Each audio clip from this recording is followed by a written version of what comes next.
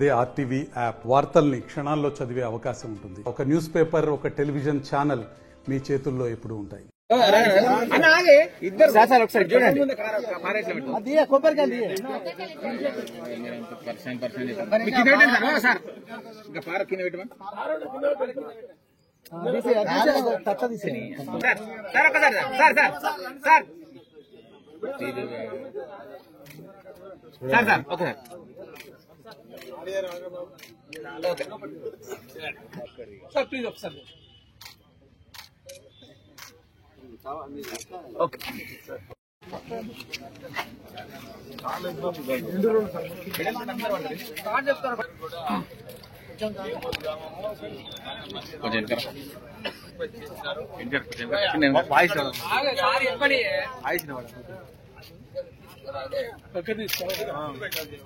కొత్త గ్రామ పంచాయతీ కావాలని చెప్పి మనందరూ కూడా కోరడం జరిగింది.